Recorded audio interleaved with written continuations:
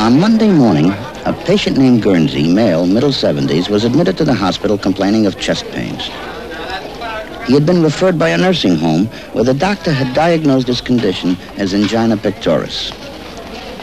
Now, it is axiomatic that nursing home doctors are always wrong. The intern who admitted Mr. Guernsey, however, accepted the diagnosis and prescribed morphine, a drug suitable for angina, but not at all suitable for emphysema, which is unfortunately what the old man actually had.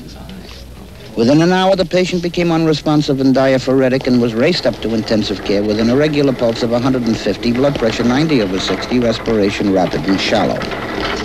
The resident on duty at intensive care now compounded the blunder by treating the old man for pulmonary edema. He gave him digitalis, diuretics, and oxygen. This restored the old man's color, and he was sent back to his room in the Holly Pavilion, ruddy complected and peacefully asleep. In point of fact, the patient was in CO2 narcosis and died at 7:30 that evening. I mention all this only to explain how the bed in room 806 became available. The intern involved was a prickly young buck named Schaefer, who had a good thing going for him with a technician in the hematology lab. In the haphazard fashion of hospital romances, Dr. Schaefer had been zapping this girl on wheelchairs, stretchers, pantry shelves, in the kitchen, in the morgue, in the dark corners of corridors, standing up, sitting down. So you can imagine what an available bed meant to him. Hey, Sheila. This is Howard, Sheila. Hey, listen, I got a bed for us for tonight. A real, honest-to-God bed. Dr. Schaefer?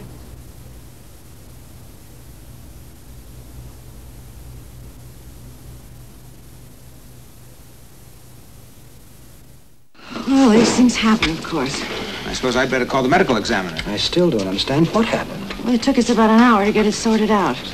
Seems a patient named Guernsey died last night in 806, but that information wasn't given to the night nurses. These things happen. At any rate, according to the Cardex, the patient Guernsey was down for 25 milligrams of Spayrine at Q6H, and Mrs. Reardon sent Nurse Perez to give him his 12 o'clock shot. In the meantime, it seems Dr. Schaefer used that particular bed for his own purposes.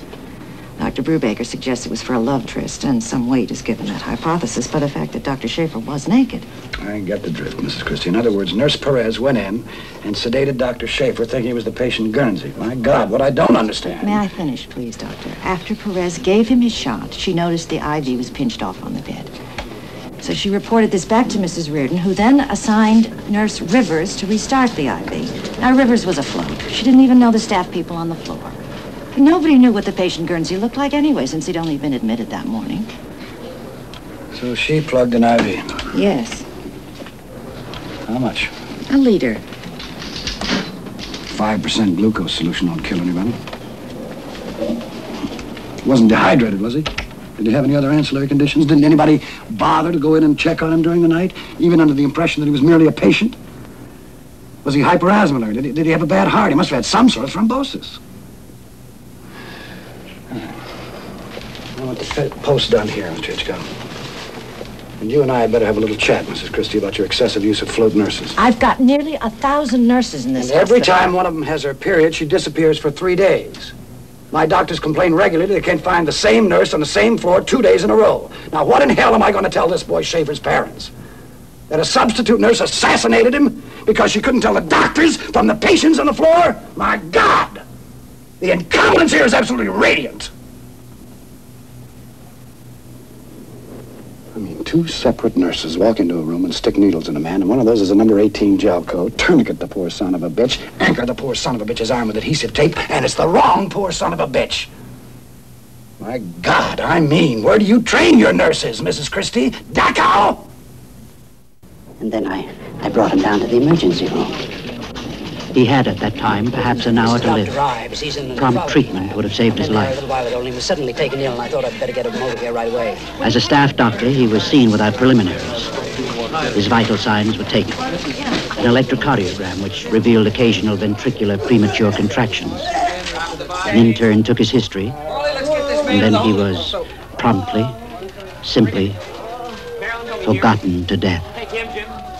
Simply mislaid.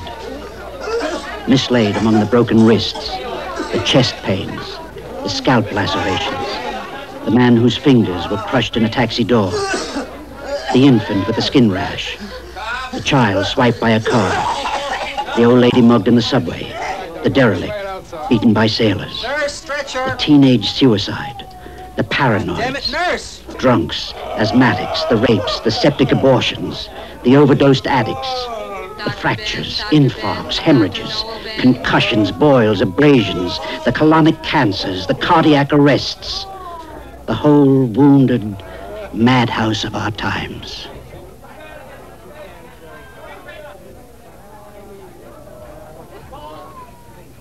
Who's number 7680202S? Is there anybody here who is that number?